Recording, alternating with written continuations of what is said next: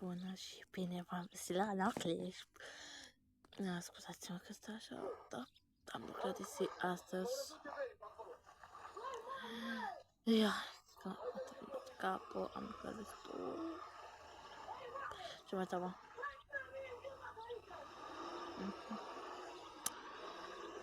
Nici el nu mai dă nicio comentariu. M-a supărat. Astea sunt ghilimele care le-am pus. Astea sunt ghilimele care le-am pus în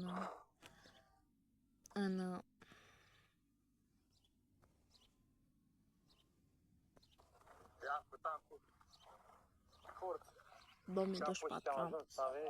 Da, ce fain. Eu am venit invitat la ăsta acasă și am zis că mă cinstesc în moment. La muncă, băieți, la muncă! Vă pup și îmi dați